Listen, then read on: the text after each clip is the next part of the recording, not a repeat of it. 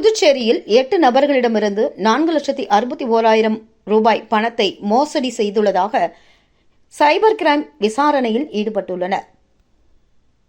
பாகரை சேர்ந்த குணசேகரராஜ் என்பவர் 8,500 ரூபாயை ஆன்லைன் வழியாக பண பரிவர்த்தனை செய்துள்ளார். அப்போது பண பரிவர்த்தனை தோல்வி அடைந்துள்ளது.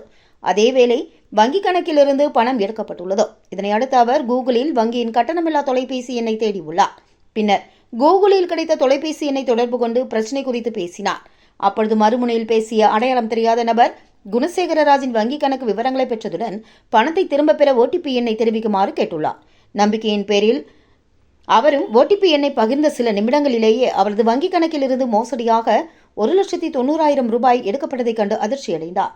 ஆதார் என்பிலே பேமெண்ட் சிஸ்டம் என்கிற முறையை பயன்படுத்தி லாஸ்பேட்டையை சேர்ந்த செல்வதுரை என்பவரின் வங்கிக் கணக்கிலிருந்து 27,000 ரூபாயும், அதே பகுதியை சேர்ந்த ரூபி என்பவரின் வங்கிக் கணக்கிலிருந்து 60,000 ரூபாயும், கிருமாம்பாக்கம் பகுதியை சேர்ந்த தங்கராஜ் என்பவர் வங்கிக் கணக்கிலிருந்து 33,000 ரூபாயும், இதேபோல் திருநள்ளாறு பகுதியை சேர்ந்த செல்வகுமார் என்பவரின் வங்கிக் கணக்கிலிருந்து 18,000 ரூபாயும் இணையவழி மோசடிக்காரர்கள் மோசடியாக எடுத்துள்ளனர். இதேபோல் ஏம்பலத்தை சேர்ந்த திருவரசன் என்பவரை தெரியாத நபர் செல்போனில் தொடர்பு கொண்டு பார்சல் டெலிவரிக்கு 5 ரூபாய் கட்டணம் செலுத்துமாறு கூறியுள்ளார். அவரும் UPI ID மூலமாக 5 ரூபாய் செலுத்திய பிறகு அவரது வங்கிக் கணக்கிலிருந்து 1,438 ரூபாய் மோசடியாக எடுக்கப்பட்டதைக் கண்டு அதிர்ச்சி அடைந்தார்.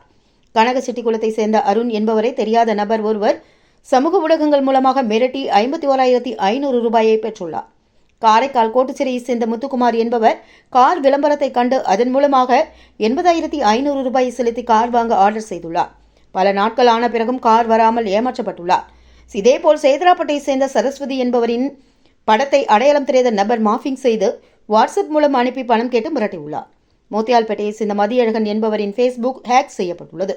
இதுகுறித்து பாதிக்கப்பட்டவர்கள் சைபர் கிரைம் காவல் நிலையத்தில் அளித்த புகாரின் பேரில் போலீசார் விசாரணை மேற்கொண்டு வருகின்றனர்.